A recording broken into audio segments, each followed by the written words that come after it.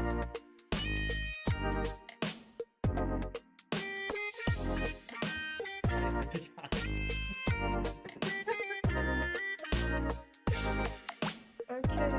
hi people, welcome back to another week of Ibi Art Academy. I suppose I am one of the other personalities of Ibi channel.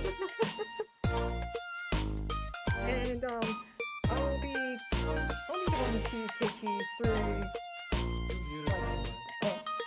it's 2 minutes. No, we're not. I don't think we are. No, we're not. Oh my god, bro. I'm so sorry. Oh my god. Oh, so sorry. It's okay. Okay. Alright. Let's Go down to here. Okay. Yeah.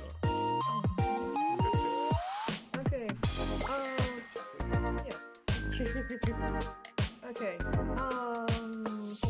For the slides. Okay. I guess this is just the usual spiel.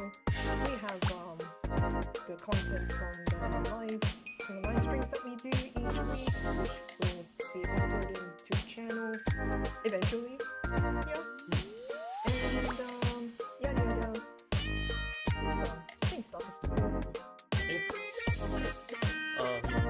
Chat says background music is too loud. I'll turn that down.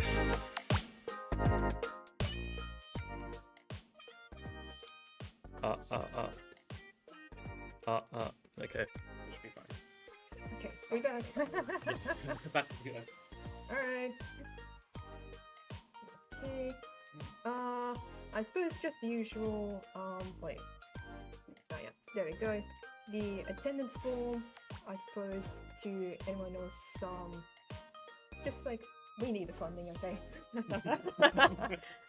It's like, make sure you fill it out. Yeah, if you fill out the attendance form, you can come get donuts. If you run here 15 minutes before I eat it all. Oh yeah, donuts. Yeah, this is an in-person deal, mind you, so, yeah. No, we can't teleport them to you. Yeah. Yeah, just helpful to us.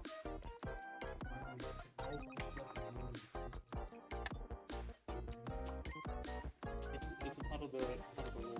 Veranda outside. If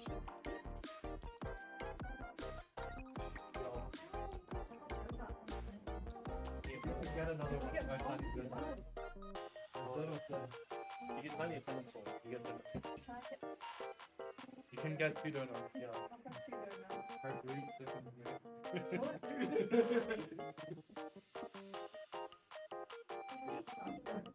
Oh, yeah, what's wrong? Oh yeah, we just started. We're live. Yeah, just scan the attendance form. That's all good.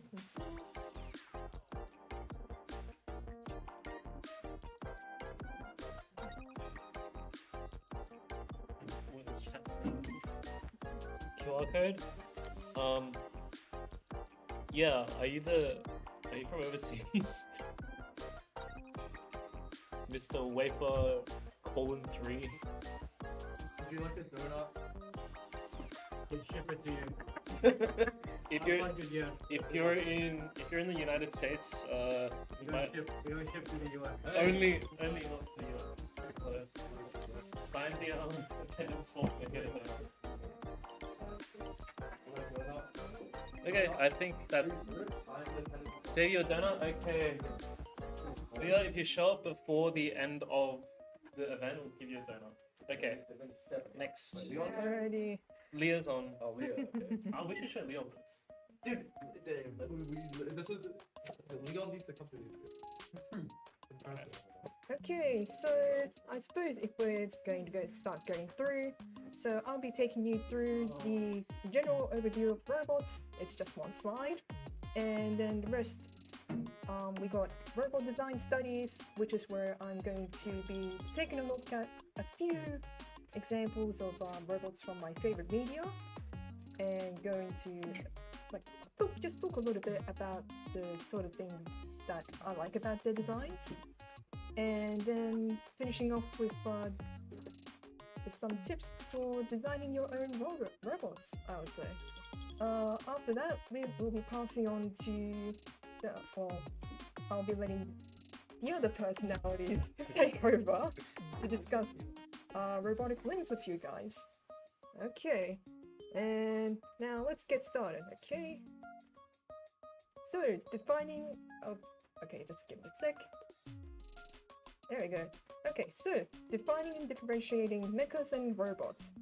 Well, I guess there's a bit of thing where it's like, mechas and robots are kind of synonymous with each other, but also not really. So, to just break it down for you. So, mechas as defined in Japanese is short for mechanical, which I'm sure you can see how we get the name there.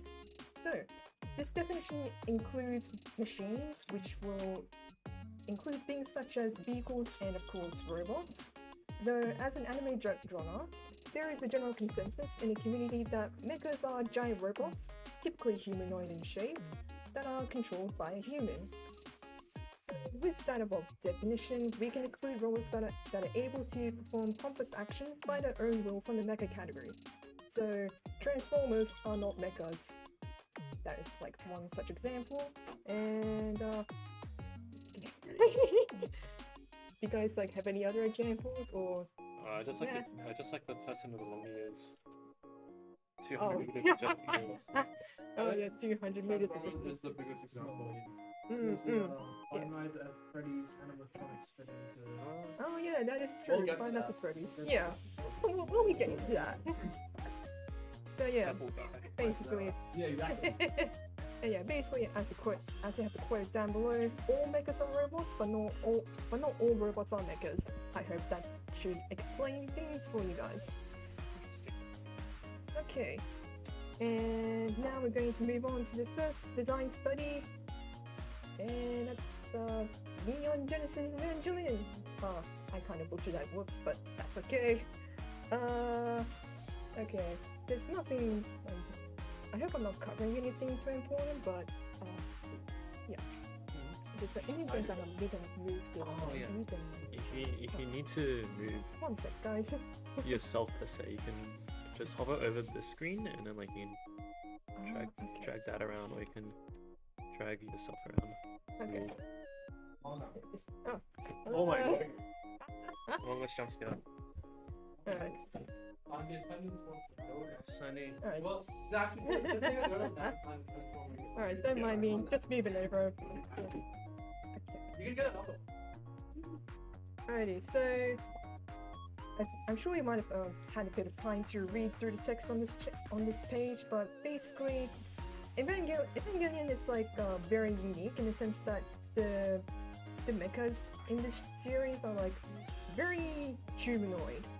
Or at least like at the time, it's like it was like designed to stand out like from like other like mecha anime of the time, most notably like Gundam, which like typically had like very like bulky like frames and like they're like very knightly sort of thing. And then Evangelion comes in with like these like very human robots, we'll say. So we'll give this a sec. Okay, there's a lot of yapping here, but basically, these are just like two of like the like of the Evangelion units. People who play Battle Cats know these guys. They're very big. Yeah, Evangelion Battle Cats. Yeah, okay. So, I suppose we'll start over on the left-hand side with Evangelion Unit 01. So, they're pretty iconic. They've got the long horn with the sharp chin, sharp white eyes surrounded by a black eye mask.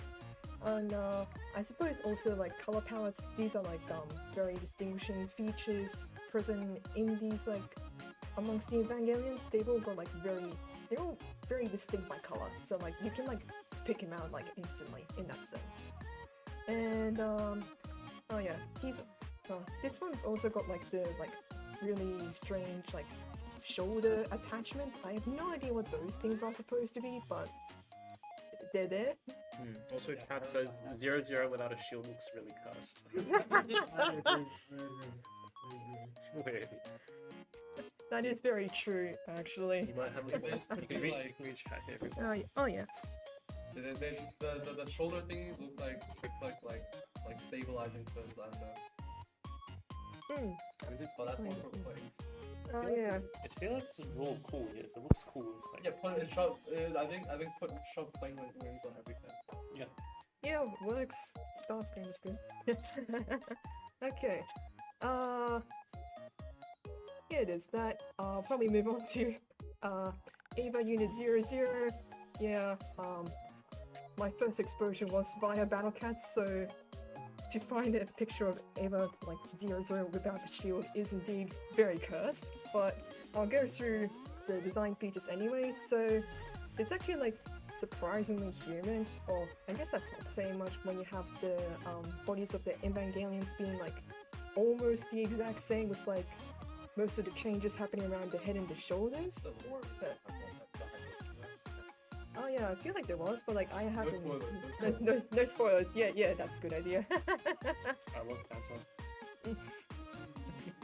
What do you mean? I don't think it's statement. What?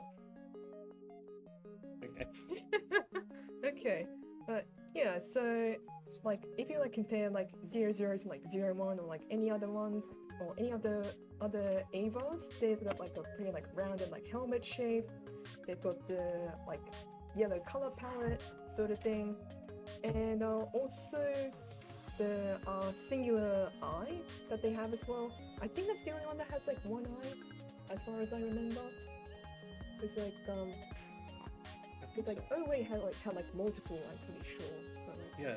yeah. Oscar's one have a few. Yeah. Yeah.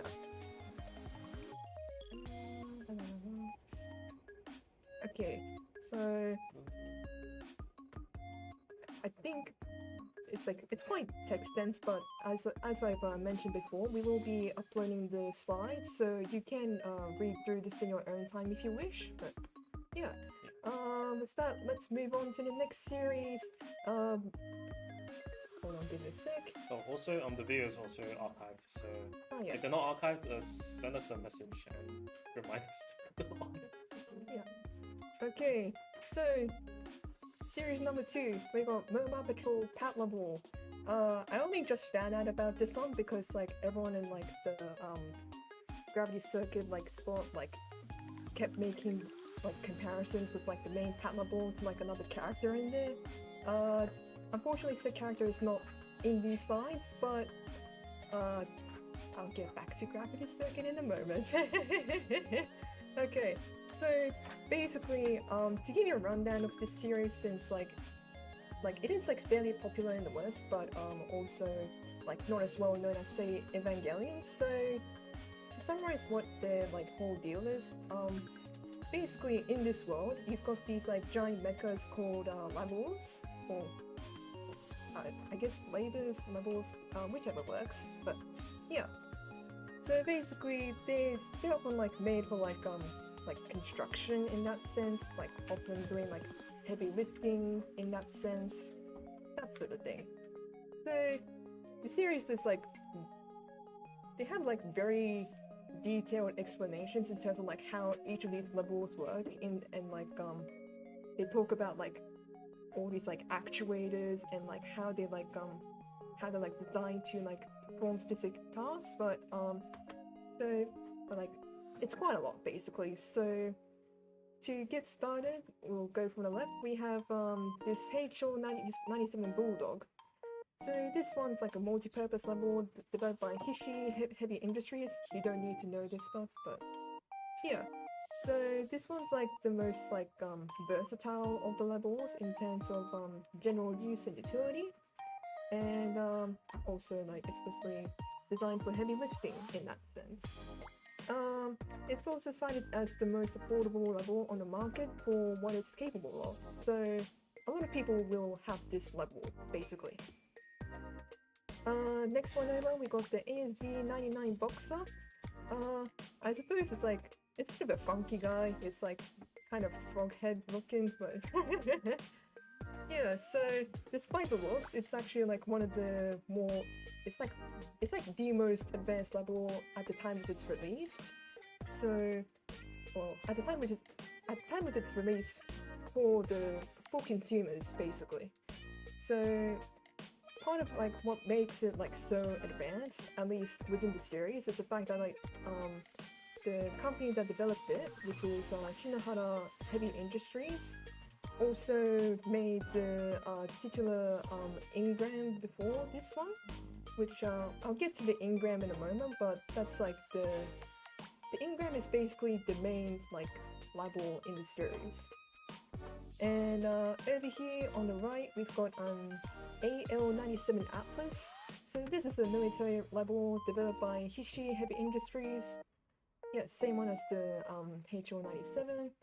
So this one's been explicitly designed for use in like front lines, so like think like warfare sort of thing. And this is one of the like few models, so it's like they were like in use for some time, but were later replaced by like an updated model, which in this case is the AO-97B Samson. Question. Yep. Would you say that okay, but so for the bulldog, right? Yeah. You can see a lot of the design language that takes off of consumer cars. Like yeah, the kind of like Subaru looking like head, right? True, it is very car-like. And also the VW Beetle type like shoulders. And you kind of have the opposite with the Atlas, where it takes off with the design language of like the Apache attack helicopters, like with the cockpit. Yeah. With the shoulders, you have like kind of the wheel guard of a infantry transport truck. Yeah, that is like all like very good points out of me. The point is. The point is- yeah. And there's some more words of wisdom from the other voices. Okay. Now then, we got. One second. The main guy. So this is basically like, if you're looking at pet level, this is going to be like the main character in that sense. Well, I wouldn't really say main character, but like this is like, it's like the equivalent of like the Gundam basically. So within this world, because of the fact that like levels are like very accessible to like people, people are people, and well, some of them are going to try commit crimes using them.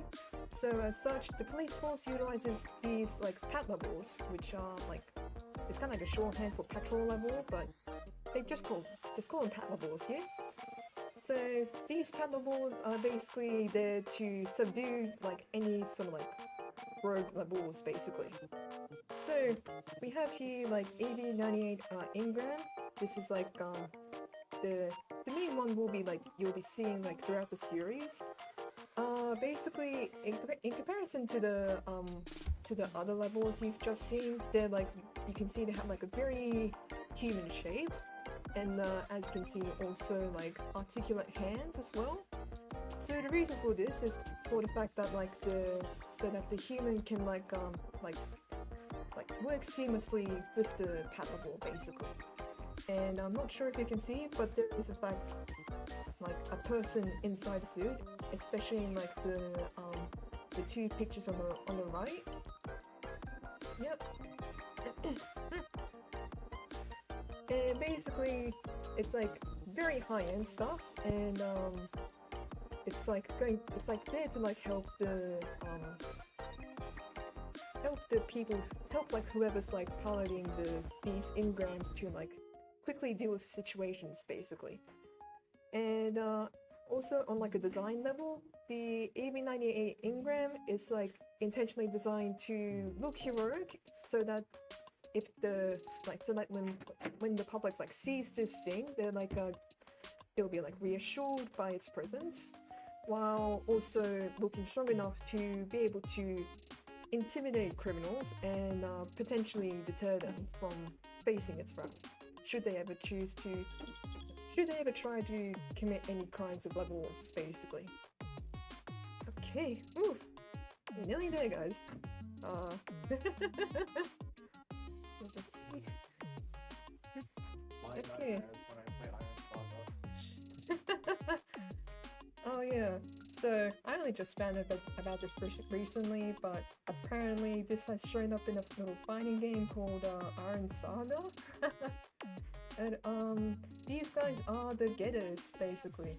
So really, really old stuff, like older than Gundam, I will say. Like as you can see at the bottom, it's like 5 years older than Gundam. Good lord. Okay, but basically this is like the progenitor of the combining robot subtype basically. So over here we've got like a few these like 3 like vehicles. They're all planes, I guess, but what's really like special about them is the fact that like depending on how they're like with the order they combine, it's going to affect which getter is like formed basically. So on to the next one to actually show you the getters themselves. Okay, and yeah, as you can see, the age of these ones kind of show in terms of like the like it's kind of just like the 80s aesthetic basically with like how simple these designs are, but it's like they do a very good job at like communicating like what they do. So we've got here getter 1. This is like the most balanced getter and as such the most used one as well. I guess they're saying it's like the cape lets them fly, but which okay, sure, but that's just the 80s anime stuff for you. And over here we've got getter. This is probably like you can see it's like very sharp, very slim, so it's going to be very fast, which it is. And you might also notice these like a lot of these like drill motifs going on. So that is like a bit of like a neat thing to point out in terms of the fact that this specific getter is very good at underground combat. So it's like, yeah, there's that. And okay. And the last getter, the getter 3, this is like a very like tank-like getter basically. So if you compare this one to the other 2, we can kind of like right away tell that this is like the strongest of them all basically. And like so it's got like high defense, high offense, but kind of just like, but also just like any tank, it's quite sluggish as one would imagine. And before I continue on, there's also just the neat thing about like, so like as I mentioned earlier in the previous slide, depending on the order that the individual machines like combined, you get different getters. And like just want to draw your attention to like the green windows particularly, especially in the way that like how this aspect like is like consistent throughout all 3, even though like you see like a lot of like changes and like variations in terms of their forms that they may take. And yeah, so there's that.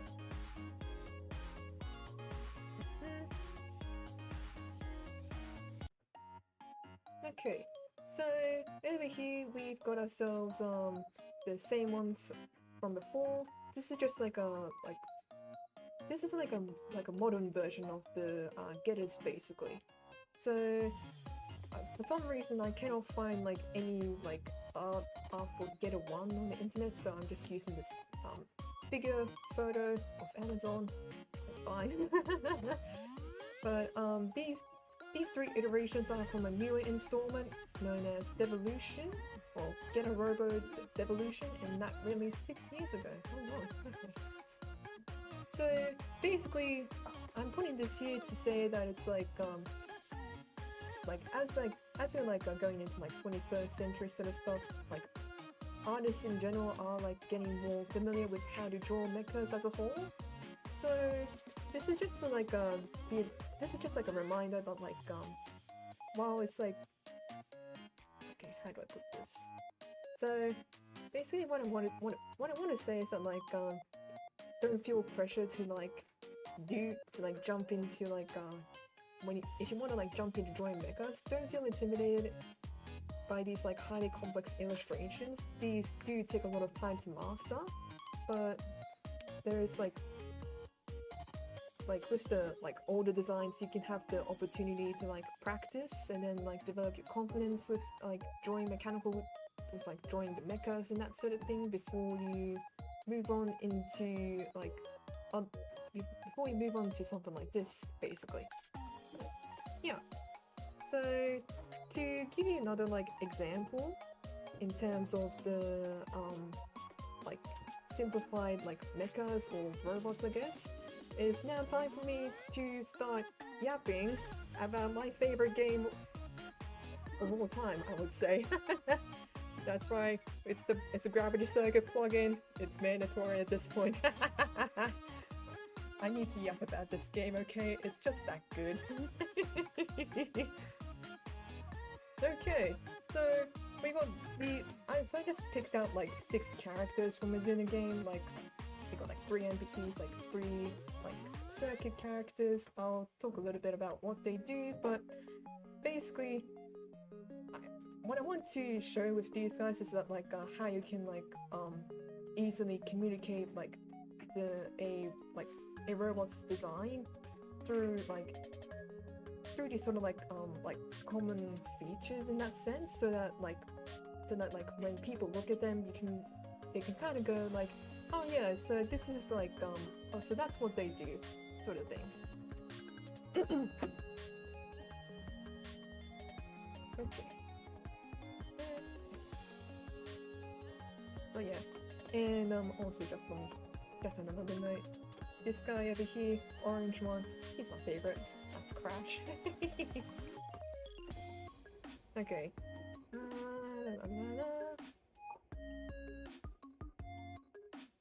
So a lot of yapping.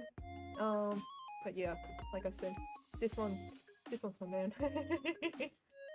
Okay, so I guess I do have to actually talk about the content. So yeah, so just like going through like a quick overview of these guys. Basically going from left to right, you got this guy over here, basically like the leader of Guardian Corps, basically. So he's like the one running the place. And next over, we got this little guy with the like hook and then like glasses. Obviously like nerd, but yeah, nerd emoji.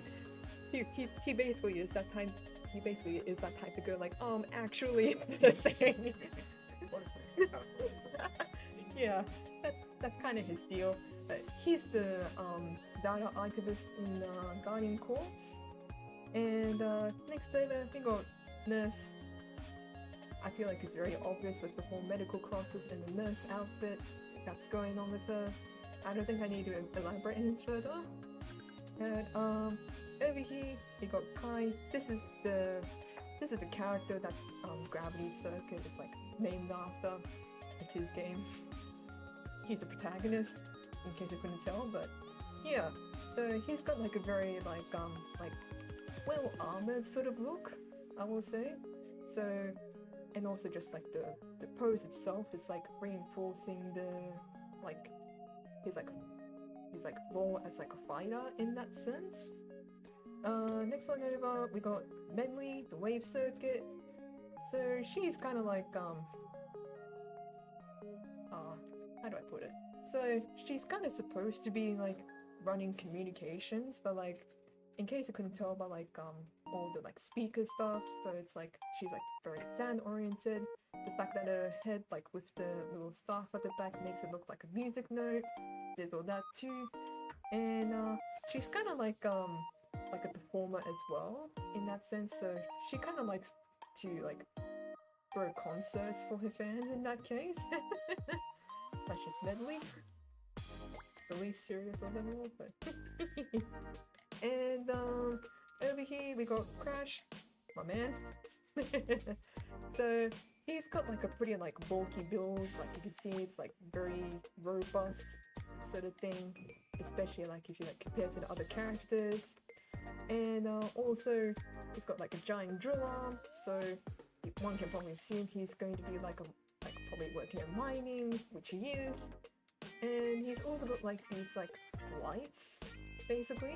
Like he's got the headlamp up here, and then like these two are also lights, but like you can't really tell in the image. But yeah, so he's built to do that sort of thing, basically. Yeah. So I'm hoping with this that like I can at least like give a bit of like inspiration in that case. So if you are like feeling a bit like inspired, then like let me just like give you like some more like things to think about in terms of like if you ever want to like design your own like robot character or mecha, basically.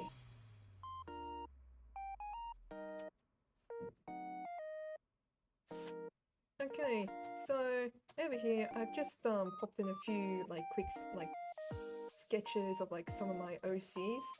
The really funny thing is like 4 of these are like full gravity circuit, while one is completely original, and then there's just the Zaku in the bottom right. I kind of ran out of like robot OC, so I'm just like, yeah, I just slapping the Zaku there. But yeah, so like I said, just like a few questions for you to like help develop your like robot or mecha character. So first one, what is your robot made to do? Are they built to perform one or more jobs? And are they an upgraded version of an older model and / or have been given new features in that sense? So like if you remember the Pat Labor discussion, there's like you had the labors who like were like developed to perform specific roles, or like one that was like later like replaced by like a newer one in that sense. So there's that to keep in mind. Next question. So I guess it's kind of synonymous with the previous one, but it's like what sort of like what are the like defining features or like equipment that they may have to like help them perform their job, basically. So over here I've got one of my with my OCs, I got like one of them has like a built-in like storage compartment, so she can like quickly like retrieve stuff. And like over here I've got like just like an arm cannon thing. I was like kind of like stumped on how to like design this one for a second, but finally settled on it, so I'm happy with that one at least. And the final question. So with your robot or mecha character, do they have any customizations that would set them apart from similar models? So think of things like paint card, decals, accessories, so on and so forth. And if they do have the choice to, or like if they are sentient, how would they customize their appearance to appeal to their aesthetic preferences? So this one over here, pretty posh guy. He's like I'll probably yap about this more another time, but basically he's got himself like a pretty nice like suit in that sense. And yeah, down here we've got like the Zaku stuff. We've got like the typical model on the left, and then like Char's iconic red Zaku on the right. Okay, nearly there, guys. I hope I've been doing okay so far, and in the event that you might need more inspiration, I do in fact have more for you. Okay, so over here, so I've got it's just like feel free to just like stare at these if you like. I really do not have a plan. Robo-type from Guilty Gear. Justin from Guilty Gear. Yeah, the Guilty Gear fans in it. Robo-Kai mentioned? Robo-Kai is pretty base. I think someone likes Guilty Gear. We might... Robert used to a head strive. Oh, Robert Gears.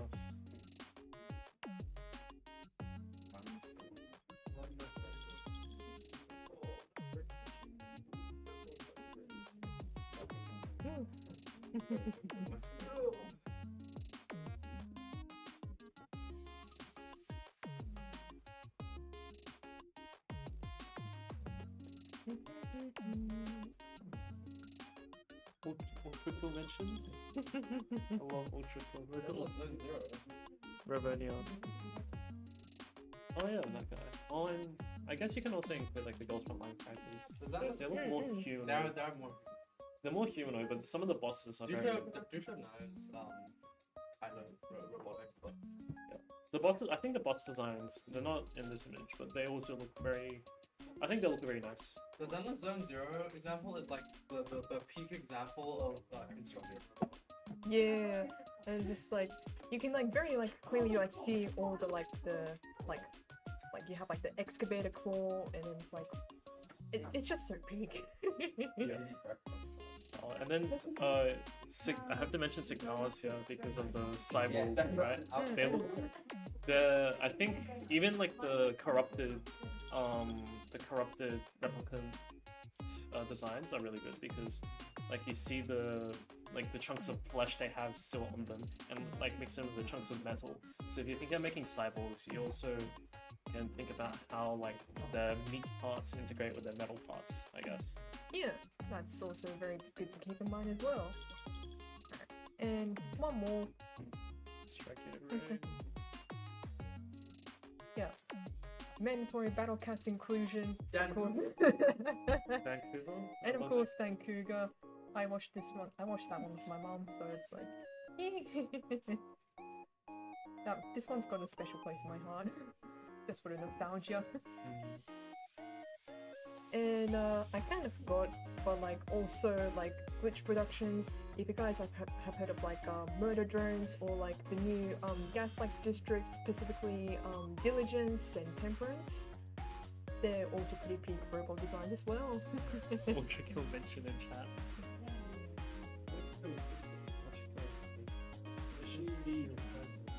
God, Yeah. Okay.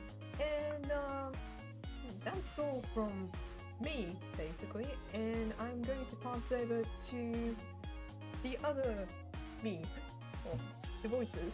the voices. Alright. Alright. Alright. Time for me to Is it? hijack this again. Is it your part? Okay, you can explain this. Sure. IB number whatever. I'm number 2. Number 2. IB number 2 here.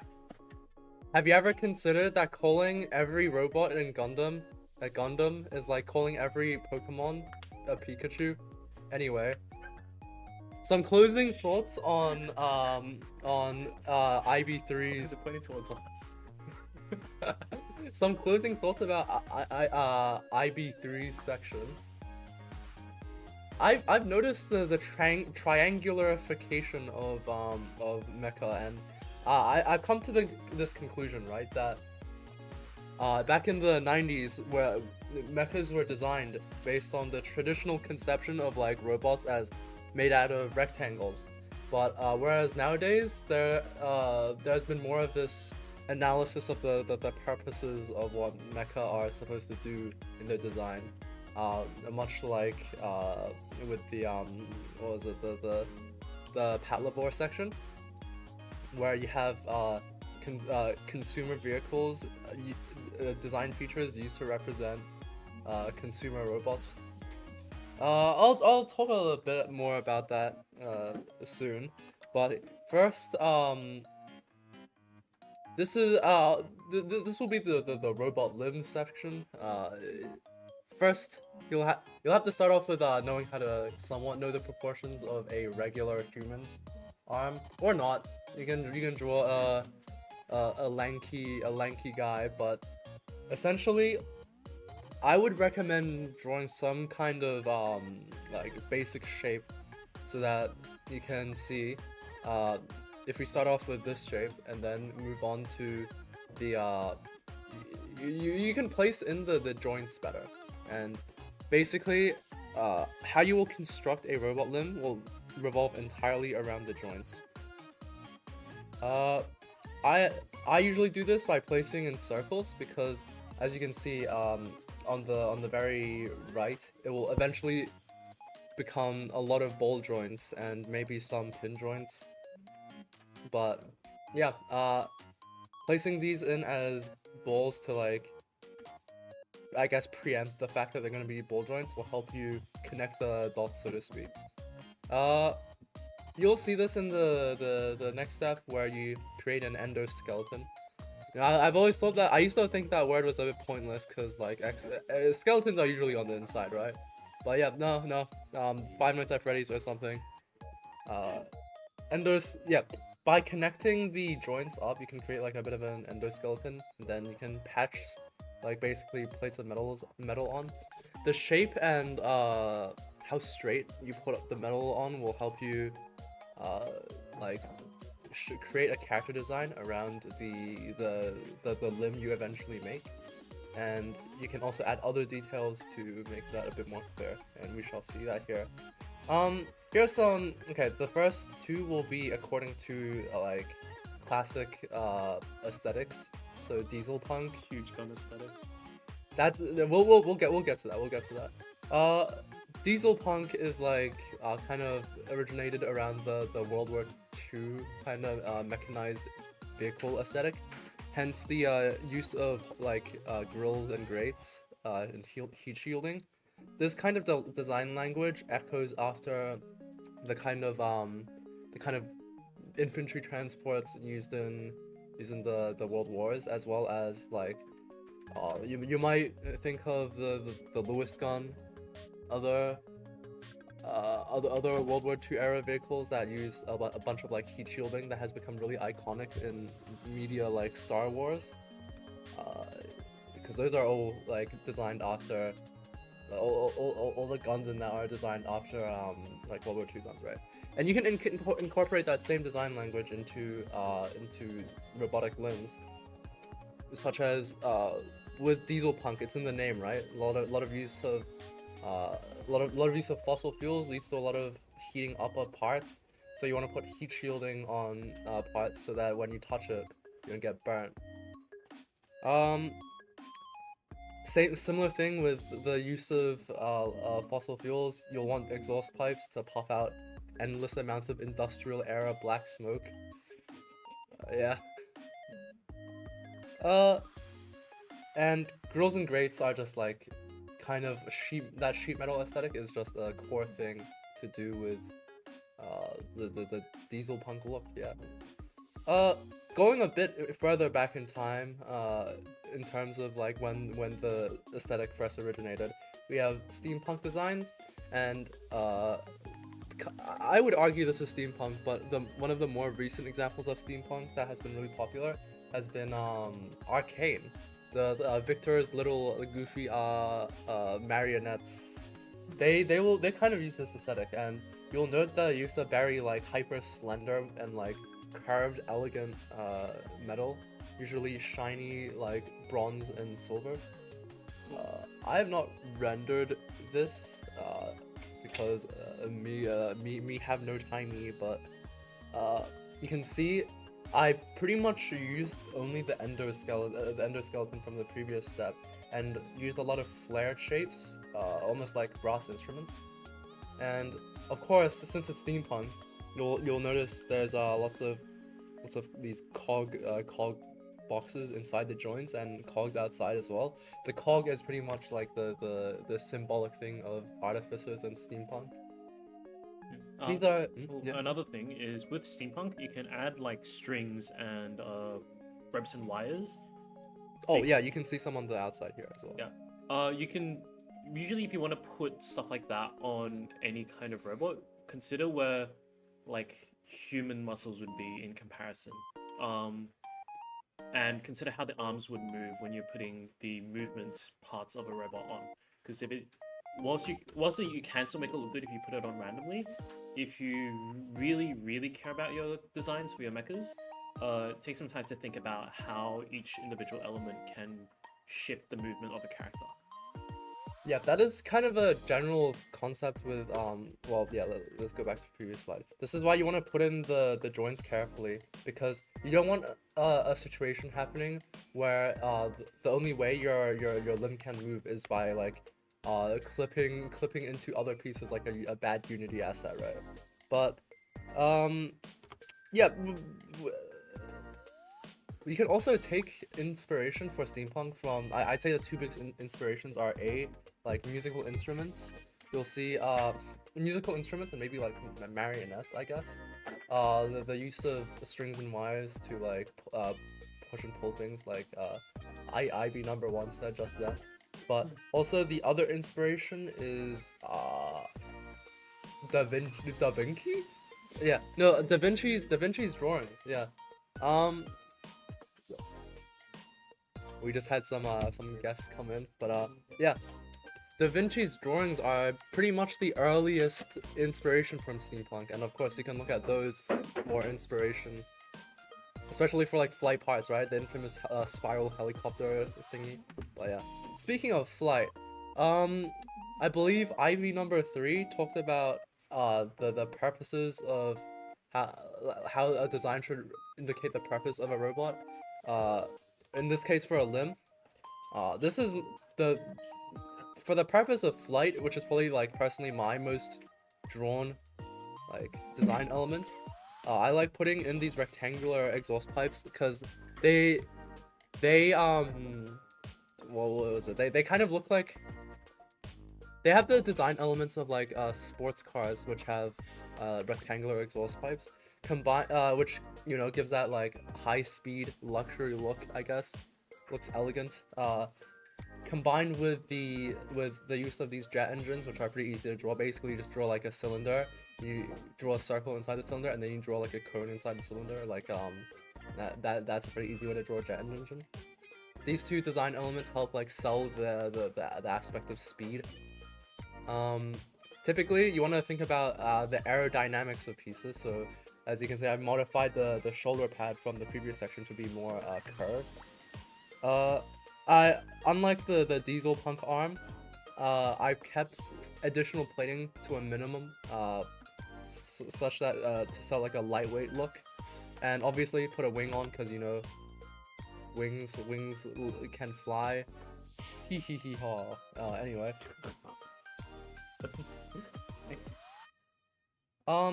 This is kind of applicable to the next example, which is I mean I labeled it a huge gun, but it's basically just like I guess you could compare this to heavy vehicles in warfare, but in that one you can see lots of these like rectangular feeding pipes, which are supposed to sell like the feeding of ammunition.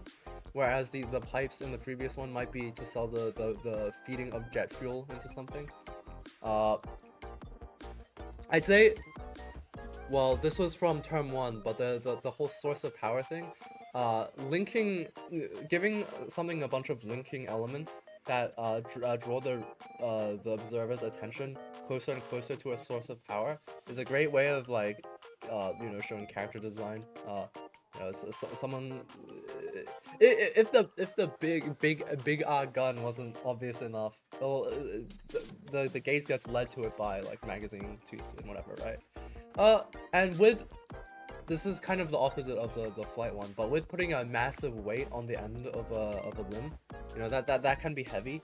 So you want to bulk up the machinery a bit, make it look a bit more heavy. So we have this supporting piston to help sell that, and oh, yeah.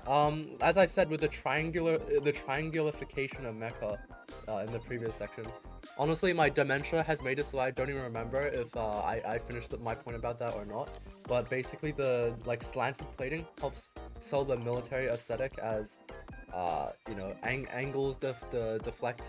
They help deflect force rather than absorbing it head on, which is why you'll see it on like tanks and whatever. But you can apply the same concept to mecha and robots as well. Another actually thing with angled plates is because, okay, angled plates don't just deflect force, they also make it so that your armor is thicker from the point of impact because of like Pythagoras theorem, right? So once like especially this is especially important for tanks because instead of printing like a sheet of steel that's 10 millimeters thick, you can make it artificially 14 millimeters thick by like just slanting it by a few degrees without needing extra armor or weight. You know that wait, I actually didn't know that. That's actually really interesting. 4 player. Yeah, one of our personalities is a little bit more interesting than the others, you know. Alright. Wait. Hang on. Why? What the sigma? Okay. There we go. On stream. Yeah, these are just some examples. This is what I mentioned earlier about how I draw a lot of flight ones. You can see the origination of my obsession with the rectangular exhaust pipe. Call me purple guy. Yeah, if you. Yeah. I mean, yeah. Also wings, exhaust pipes. You know, sells speed. Alright, that will be all from me. Okay. I get the fun part of insect-related mechanical limbs. Why insect-inspired robots? Have you guys watched 86? I hope you guys have, because it is good and you should watch it, and if you don't, you'll be missing out on joys of life. But insect-inspired robots, I don't know if you know this, but a lot of mechanical designs in, well, even in real life is inspired by nature.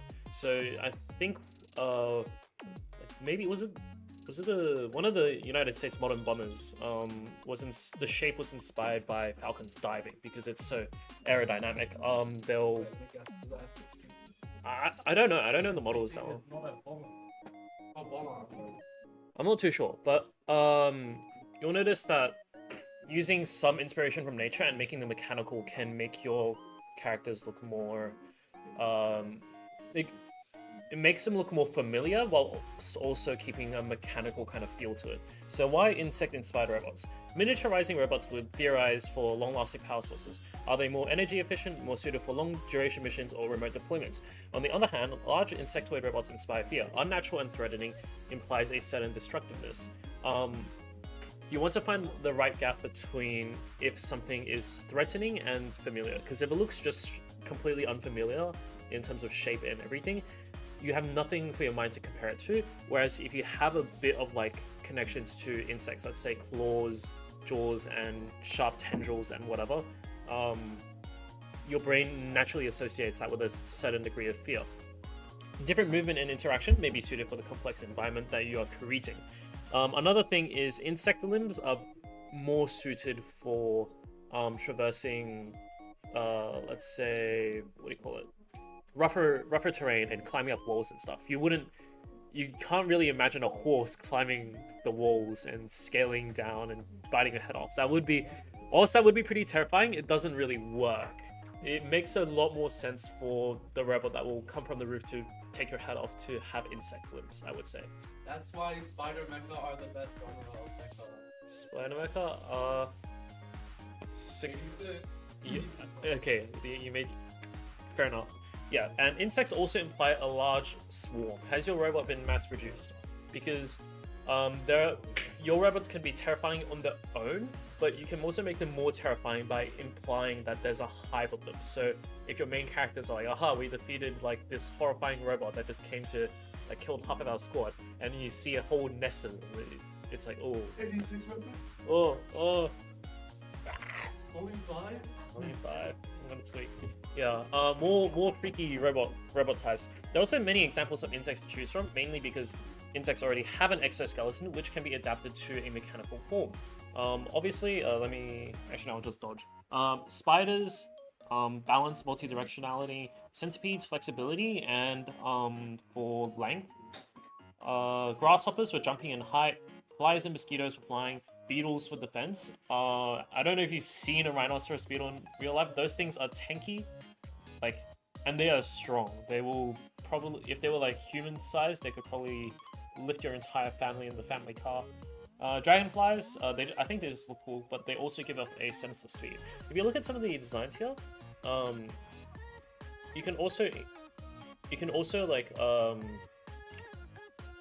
with insectoid designs, you can also compress them because all the limbs kind of bend in ways that mammal limbs don't. So it allows for like, I guess, more modular characters. And for centipedes as well, you can chain, what I can imagine is little spider bits that chain together to form like a long centipede mech monster. Yeah. So as an exercise, you can try out any insect's limb from the list below and attach mechanical bits to it until it looks mechanical enough to step onto the warfields of World War III, I guess. Except everyone's boring now and they all use drones to shoot each other, but whatever. Okay, step 1, shape out each section of the limb. Step 2, turn the bends into joints. Refer back to Daniel's joint types. Most of the time... Huh? I'd be number 2. What do you want to be named? Mortis? We can figure that out. Frederick? How is convention? My favorite mecha. My favorite mecha Mortis. Yeah, it's a entity piloted by another human. Therefore, if you think about it, all humans are just like flesh mechas, right? You have your like human brains piloting like chunks of calcium and flesh. That's an artistic interpretation. Yeah, it's. Oops. Anyways, yeah, exoskeleton equals the armor layer. Mechanism structures peek out from underneath, refer to bones and irregular shapes, and add some serrated edges to mimic insect legs and blades. Usually, the insect legs and the tip of the insect's legs are sharp or bent in a very rigid way to allow it to navigate certain things or to pierce or grip onto certain surfaces. Sharpen edges at the bottom of the limb, and you can add dangling wires for extra effect. You can also add wear and tear onto the exoskeleton to determine if your robot is older, has it seen more combat, or is it just is it fresh out of factory? OG pop culture robot, the animatronics.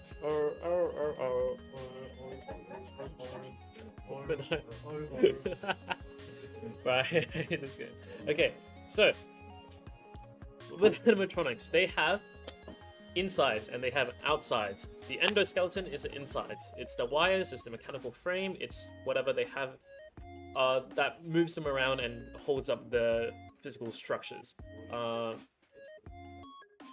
You can pretty much base them on human structures, but just keep in mind to add like wires and consider where their central processing unit is, where the power source is, and what that. Or you could just make them magical robots. Who cares?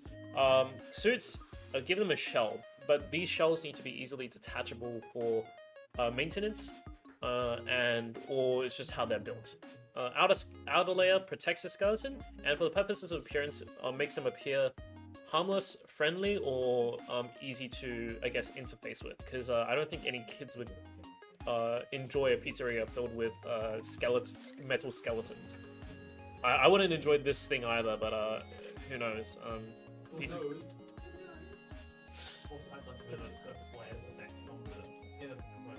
Yeah, engineers speaking. The inner components are important, and sometimes, well, if you're considering that your character might be going into somewhere with like, I don't know, mud, rain, and whatever, you don't want your $1 million robot to be killed by some rain. And for Freaky, Mangle does not have an outer suit. Why? Showing damage and trauma and like the whole mishmash of everything, I guess. I mean, I guess seeing half person is pretty horrifying. Half a robot is equally terrifying. Diagram I found on the internet. Yeah. You can do honestly whatever you want with your robots. Most of the time, try to keep it to what normal human engineering has achieved, or no more than 40 years technology out. But if you really, really want, you can add some funky, magical sci-fi shenanigans to make your robots do shenanigans stuff. Like, I don't know, bioresonance from Signal Suspension. Not kind of close to robots, I guess. And then what other ones are there? Just consider the lore, I guess. Anyways, I think that's all for today. Does chat have any questions? I've not been checking chat. Biggest anime Indeed. Oh, I took. Oh, can I have some more? I'm gonna ask if you want to. I didn't take the whole force feeding Ivy. Force feeding Ivy? Yeah, we can make Ivy foie gras. Yeah, we have the horse glue, we have Ivy foie gras. One of them is mine though. There's another one in that box. That's out. Huh? Who's out? Someone ate it? Eldritch Shimiku bot. Hatsune Miguela. Alright. Ladies and gentlemen, thank you very much for coming into our Ibi Art Academy. Next week will be our last one for the university term. I don't have anything more interesting to say. Thank you for tuning in. Next week is the last week IB1 will be alive. They will be killed. IB1 will be sent to the glue factory. They will be sent to the glue factory. Farewell, guys. Super IB1. IB1. I only have so long of a lifespan. This world is cruel. If you want, you can buy my liver and make IB foie gras for $200,000. All right. Thank you for tuning in. I love you. Bye bye.